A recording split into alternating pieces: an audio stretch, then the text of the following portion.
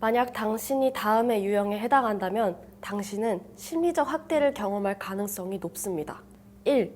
자존감과 회복 탄력성이 매우 높다. 2. 공감 능력이 높다. 다시 말해 타인에게 연민이 많은 사람이다. 3. 자아 성찰 능력이 높다. 다시 말해 자신의 성격적 결함을 고칠 의향이 있으며 자신의 행동과 동기를 비판적인 시각에서 바라보는 사람이다. 좀 놀라셨죠? 엥? 모두 내면이 건강한 사람들의 특징인데? 하는 생각이 들지 않나요? 심리적 학대의 대상이 되는 사람들은 약하고 애정결핍을 가지고 있고 의존적일 것이라고 혼동하지만 사실 심리적 학대를 가하는 사람은 만만하고 연약해 보이는 사람이 아닌 자신이 부러움을 느끼는 가치가 높고 행복해 보이는 사람을 목표로 삼는다는 것을 잘 기억해 두어야 합니다. 그들은 그런 사람에게 다가가 심리적 학대를 가하며 자신이 부러움을 느끼는 여러분의 그것을 망치거나 빼앗으려 합니다. 만약 자신이 내적이든 외적이든 가진 게 많은 사람이라면 이런 독이 되는 사람들을 더더욱 조심해야 해요. 그들 입장에서 당신은 얻을 게 많은 사람에 해당되기 때문이죠. 우리 주변에 매력적이고 자신감이 넘치는 사람들 중에서 자신의 우월감과 자신감을 위해 타인을 이용하고 착취하는 자기 자신에 대한 과도한 관심과 애착을 가진 사람, 나르시시스트들이 존재합니다. 그들은 타인의 관심과 사랑을 먹고 살기 때문에 타인에게 매력적으로 보이는 방법, 더 나아가 타인을 유혹하는 방법을 잘 알고 있습니다. 그렇기에 그들을 매력적인 사람으로부터 구분해내는 것이 생각보다 쉽지 않죠. 사실 저도 나르시시스트들에 대해서 제대로 알기 전까진 이들이 매력적이고 자신감이 넘치는 사람인 줄 알았어요. 그런데 점점 이들과 같이 있는 시간이 힘들어지고 때로는 그들의 말과 행동에 상처를 받기도 했어요. 결국 이런 심리 조종자들과 멀어지게 되면서 나르시시스트들에게는 그들만의 공통적인 특징이 있다는 걸 알게 되었습니다. 오늘은 사람의 심리를 조종하는 나르시시스트들을 낱낱이 살펴보고 그들이 구사하는 전략과 그들의 특징, 그리고 그런 사람을 기민하게 알아챌 수 있는 방법, 끝으로 그들에게 적절히 맞서고 대응하는 방법을 알려드릴게요. 나르시시스트, 자기애가 강하고 자신이 타인보다 뛰어난 존재라고 믿어 의심치 않는 나르시시즘을 가진 사람을 칭하죠. 이 나르시시스트들은 자신의 힘을 느끼고 과시하는 것에 빠져 있어요. 그래서 그들은 약한 사람보다는 자신을 돋보이게 해줄 사람을 찾아요. 이런 사람들은 자신이 목표물에게 끌렸던 바로 그 면목, 지적 수준, 평판, 외모, 직업적 성공 등을 산산조각내기 시작합니다. 원래는 건강하고 행복했던 사람을 파괴하면서 그들은 자신의 힘과 즐거움을 만끽합니다. 이들의 전략은 너무나 교묘하고 하나의 유혹의 과정이기에 우리는 그들의 말과 행동이 우리의 심리를 조작하기 위함임을 쉽게 눈치채지 못해요. 나르시시스트들은 우월감, 그리고 다른 사람이 무너지고 망가지는 것을 보며 느끼는 희열 등의 자신에게 필요한 것을 얻기 위해 당신에게 딱 맞는 사람으로 변모하여 당신에게 다가갈 것이기 때문이죠. 그렇다면 그들이 우리의 심리를 조작하기 위해서 구사하는 전략은 무엇이 있을까요? 첫 번째 단계, 이상화. 나르시시스트와 여러분이 처음 만나게 되면 이들은 당신을 평가하고 당신의 이야기를 경청하며 당신에 관해 뭐든지 알아내려고 합니다. 그리고 여러분에게 완벽한 연인이나 동료 또는 친구가 될 만한 사람이라는 이미지를 만들려고 노력해요. 이 시기에 당신은 너무나 멋진 멘토, 심지어는 소울메이트를 만나서 정말로 행운이라고 느끼게 될 수도 있습니다. 또한 이들은 목표물이 사적인 이야기를 털어놓게 해 이들의 꿈과 희망, 실패와 목표들에 대해 속속들이 알게 돼요.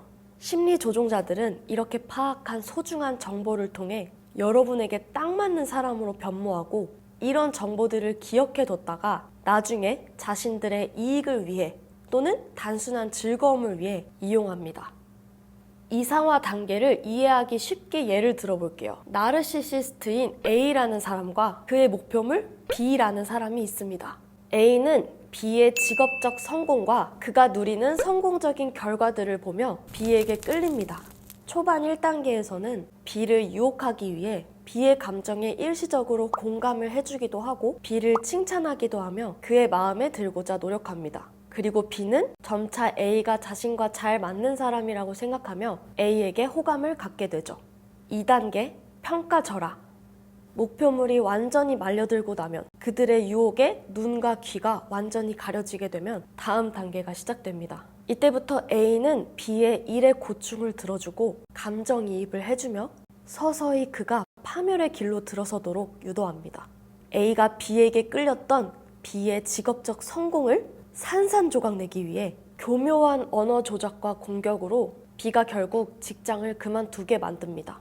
그 모습을 보며 A는 B에게 자신의 영향력을 행사한 것에 대해 자신의 존재를 확인하고 동시에 산산조각 나버린 B를 바라보며 우월감에 젖습니다. 만약 여러분이 그들에게 있어 치켜 세울 만한 사람, 존경받아 마땅한 사람, 뛰어난 사람이라면 이들은 계속해서 이상화 단계에 머무를 것이에요. 뛰어난 사람은 나르시시스트들에게 높은 평가를 받고 이들은 계속 자신들의 옆에 여러분을 두고 싶어 하죠. 그러나 이런 이상화하는 태도는 당신이 더 이상 그들의 이상형에 부합하지 않게 될 때 즉시 평가절하로 바뀌게 됩니다. 평가절하 단계에서 나르시시스트들은 목표물로 삼았던 자신의 자부심을 높여줄 만한 사람의 외모, 나이, 지적 수준, 직업적 성공, 가족, 친구 등 자신이 처음 목표물에게 끌렸던 바로 그 면모를 다양한 언어 조작과 공격, 평가절하를 통해 산산조각냅니다. 평가절하 단계에서 목표물은 이상화 단계의 느낌을 잊지 못하고 그때로 돌아가 다시 그에게 중요한 사람이 된 듯한 느낌을 받으려고 필사적으로 노력합니다. 그러나 그런 날은 절대 다시 오지 않죠. 이상화 단계는 그저 이들이 나르시시즘이라는 자신의 목적을 이루기 위한 하나의 미끼였을 뿐이니까요. 그렇게 3단계, 버리기 단계에 이릅니다. 이상화 단계에서 목표물을 잡았고 평가절하 단계에서 목표물이 감정적으로 피폐해졌으니 이제 목표물을 거부하는 버리기 단계에 마침내 이르게 됩니다. 나르시시스트가 더 이상 당신을 이용할 가치를 느끼지 못할 때 이들은 악랄하게 수치심을 주며 당신을 처참히 버립니다. 수치심을 느끼게 된 목표물은 자신이 부족하고 무언가 잘못했다는 느낌을 떨칠 수 없게 됩니다. 자, 이 3가지 단계를 들으니 나르시시스트들을 정말 멀리해야겠다는 생각이 들죠. 그런데 이런 자기중심주의와 착취, 권력에 대한 집착에도 불구하고 나르시시즘적 성향을 지닌 이들 중에는 대단히 매력적이고 사회적으로 성공했으며 카리스마 있는 인물이 많은 걸까요? 그건 바로 이들은 자신이 세상에서 가장 강한 자, 가장 중요하고 의미 있는 존재이자 세상의 중심에 서서 쏟아지는 찬사를 한 몸에 받는 존재가 되고 싶어 하기 때문이에요. 보통 사람은 엄두조차 내지 못하는 일들을 거뜬히 해내기도 하고 또한 이들은 빼어난 달변가라서 사람들이 이들의 말에 귀 기울이고 경탄하게 만들죠. 이런 모습은 우리가 성취하지 못한 갈망을 투영해서 보여주어 이들이 내뿜는 찬란한 광의가 우리에게 비춰져 우리는 일시적으로 그들로부터 자아 존중감이 강화되는 듯한 느낌을 받기도 합니다. 아, 마침내 나를 이해해주고 나의 이야기를 들어줄 나와 비슷하지만 나보다 더 대단한 사람이 나타났어 하고 느끼게 만들죠. 그러나 이들의 관심은 여러분이 아닌 오로지 자기 자신의 승리라는 사실을 꼭 기억해야 합니다. 그렇다면 이들의 교묘한 심리 조작으로부터 우리는 우리 스스로를 어떻게 보호해야 하고 이들에게 어떻게 대응해야 할까요? 바로 우리 내면의 나르시시즘을 검토하는 것입니다. 우리는 모두 나르시시즘적 성향을 가지고 있어요. 나 자신을 사랑하고 아끼기 때문에 상처받지 않길 원하고 사람들에게 사랑받길 원하죠. 그러나 이 나르시시즘은 자아 존중감을 강화하기 위해 자신의 권력을 남용하지 않고 유능하고 책임감 있게 사람들을 이끌며 자신의 지배력을 의식화돼 개인적 이익이나 명성을 추구하는 게 아니라 사회의 배품을 실천하는 데 활용하여 자신의 주변 사람들 모두가 위축되지 않고 각자 자신을 발전시킬 수 있는 방향으로 나아가야 합니다. 그러기 위해선 힘과 지혜, 안정된 자아 존중감을 통해 자신에 대한 확신을 굳히고 자신 있게 의견을 피력할 수 있어야 하며 공격적이고 경멸하는 태도를 취하지 않고 선을 그을 수 있어야 합니다. 자아 존중감과 자신감이야말로 나르시시즘에 맞서는 최고의 방어책이기 때문이죠.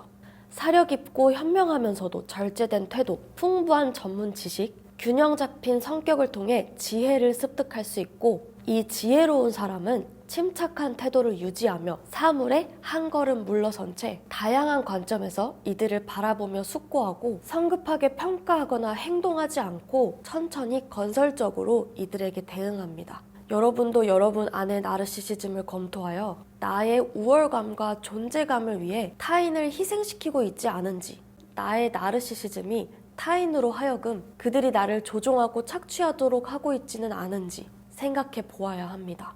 그렇게 나의 자아를 성찰하고 변화가 필요한 부분은 무엇인지, 자신을 어떤 방향으로 발전시켜야 하는지 숙고를 거듭한다면, 개인의 이력을 쌓는 데 치중하기보다는 공동체 의식을 갖고 모두의 성공을 위해 일하는 태도, 자신을 지나치게 중요시하지 않는 겸손함, 협소한 틀에서 벗어나 큰 전체를 보는 시각, 인간의 안녕과 관심사를 위해 헌신하는 자세, 독단적이고 권위적인 태도를 버리고 대화와 타협에 기꺼이 임하는 마음가짐, 권력과 부귀영화의 유혹에 쉽게 넘어가지 않도록 내적으로 다져진 지도자의 자질, 권력, 숭배, 화려한 조명 없이도 안정적으로 유지되는 자아 존중감을 얻게 될 것입니다. 오늘 영상은 여기까지이고요. 다음 영상은 가끔씩 우리의 마음을 힘들게 하는 분노라는 감정에 대해 탐구해 볼 거예요. 다음 영상도 많이 기대해 주시고, 오늘 영상을 통해 여러분 주변의 나르시시스트들을 발견했다면 그들은 어떤 모습을 가지고 있었는지 댓글로 체포해 주세요. 과연 어떤 나르시시스트들이 체포가 될지 기대가 됩니다. 댓글 기다릴게요.